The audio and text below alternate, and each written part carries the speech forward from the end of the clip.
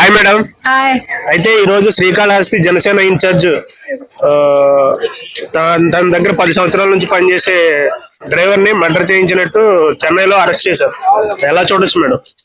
ఓహో, ఎందుకనైనా జనసేన సభ్యుల్ని సస్పెండ్ చేశారని వచ్చింది. ఆయన ఏం మర్డర్ లేదండి బాబు. ఒక పార్టీలో నాయకులై ఉండి, ఒక పార్టీలో ఒక ఏరియాకి సభ్యులై ఉండి ఇటువంటి మర్డర్లు చేయించడం ఏంటి? ఇవి పాత కక్షలా, లేకపోతే ఏమైనా అక్రమ సంబంధాలా, లేకపోతే ఏమైనా డబ్బుల విషయాలా? డబ్బుల విషయాలు అయితే జనసేన పార్టీలో లేదు. ఎందుకంటే పార్టీలో డబ్బులు పెట్టండి వీళ్ళ దగ్గర.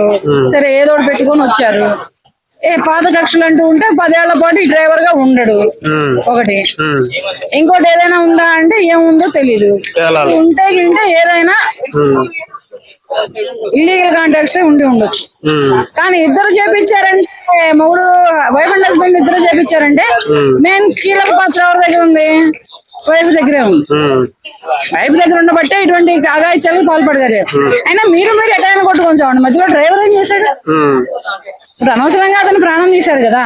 ప్రాణం తీసి మిమ్మల్ని గవర్నమెంట్ చట్టాలు న్యాయాలు వదలవు కదా. ఫస్ట్ మిమ్మల్ని జనసేన పార్టీ సస్పెండ్ చేసింది. సస్పెండ్ కాదు, డిస్మిస్ చేసేయాలి, పార్టీ నుంచి తొలగించేయాలి. మళ్ళీ తీసుకునే తొలగించేయాలి ఒకటి. తర్వాత ఇమ్మీడియట్లీగా అరెస్ట్ చేయాలి. అరెస్ట్ చేసి వాళ్ళు చంపింది వాళ్ళేనని తెలిసిన వెంటనే వాళ్ళని లోపలేసి కూర్చోబెట్టి మేపి తోపి వీళ్ళకి ఏమన్నా పనులు నేర్పించి, ఇది కాదు, ఇద్దరికి చెరొక్కాలు చేసి బయటపడేయాలి. ఒక నిండు ప్రాణాన్ని తీశారు కదా, కారణం ఏంటి? ఎందుకు చంపారు? చంపాల్సిన అవసరం ఏంటి? ఎక్కడ చంపారు? ఎక్కడ పోలీసులు అరెస్ట్ చేశారు? చెన్నై పోలీసులు అరెస్ట్ చేశారు. శ్రీకాళహస్తిలో మీరు జనసేన పార్టీ సభ్యులు, కానీ చెన్నైలో అరెస్ట్ చేశారు. డెడ్ బాడీ అక్కడ దొరికింది కాబట్టి వాళ్ళు వచ్చి అరెస్ట్ చేశారు. అది అంటే ఈ డెడ్ బాడీని మాయం చేయడానికి ట్రై చేశారు. ఆ రాష్ట్రంలో మాయం చేయడానికి ట్రై చేస్తే ఆ రాష్ట్ర పోలీసులు అరెస్ట్ చేసి అక్కడ చంపారు అని చెప్పేసి అనుమానాలు ఉన్నాయి. అదే చంపాల్సిన అవసరం అదే మెయిన్. ఇప్పుడు అధికారం వాళ్ళ చేతుల్లో ఉంది, ఏదైనా చేయించవచ్చు, ప్రాణాలు తీయాల్సిన అవసరం. అధికారానికి ముందర మీరు మనుషులు, మీరు అధికారం ఇప్పుడు వచ్చిందేమో మీకు, అంతకు ముందర ఎవరు మీరు? బిఫోర్ అధికారం ఎవరు? ఒక సగటు మనుషులు. ఒక సగటు మనిషి అయి ఉండి ఇంకొక సగటు మనిషి ప్రాణం తీసే రైట్స్ నీకు ఎక్కడది? సగటు మనిషి ప్రాణం తీసే రైట్స్ వెళ్ళావంటే ఇక్కడ నీలో నువ్వు ఎంత తప్పు చేస్తే ఆ వ్యక్తి ప్రాణం తీస్తావు. ఇది కూడా ఆలోచించుకుంటారు ప్రజలు, పోలీసులు అది కూడా ఆలోచిస్తుందా? ఒక మనిషి ప్రాణం తీయటువంటి కూడా ఆడవాళ్ళకి ఎలా అయిపోయిందంటే పొయ్యి మీద బాండి పెట్టి బాండీలో పోపేసినంత ఈజీ అయిపోయింది.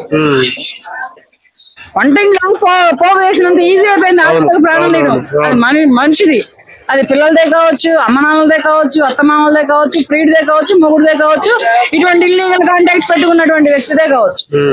వీళ్ళని మాత్రం ఊరికనే వదలొద్దు. అరెస్ట్ చేయడమే కాదు, వీళ్ళని లోపల కూర్చోబెట్టి ఒక నాయకులనే కానీ రెస్పెక్ట్ ఇవ్వద్దు. ముందర ఒక పార్టీ నాయకులనే కానీ, ఆ పార్టీ మీద అభిమానం ఉంటే ఉండొద్దని నేను అనట్లేదు. ఒక పార్టీ నాయకులని రెస్పెక్ట్ ఇవ్వద్దు, మర్యాద ఇవ్వద్దు. వీళ్ళకి స్పెషల్ గా బ్యారకులు ఏమి ఏర్పాటు చేయొద్దు. అందరి ఖైదీలతో వీళ్ళని పెట్టొద్దు. వీళ్ళని ఒక కాలు చేయి రోడ్డు మీద వేసేయండి. ఏ న్యాయస్థానాలనైనా, ఏ చట్ట స్థానాలనైనా నేను ప్రతి వీడియోలో కోరుకునేది ఒకటే, ఇలా అమానుషంగా నిండు ప్రాణం తీసిన వ్యక్తిని ఒక ప్రాణం ఎలాగో పంపించేశారు. వీళ్ళ కూర్చోబెట్టి మేపిద్దా? వీళ్ళ ఉరిశిక్షలు వేసిద్దా? వీళ్ళని ఎన్కౌంటర్ చేసిద్దా? ఉరిశిక్ష వేస్తే అరగంట కొట్టుకుంటాడు, ఎన్కౌంటర్ వేసి సెకండ్ లో పోయింది ప్రాణం ఎవరికైనా. కానీ అది కాదు సరైన శిక్ష.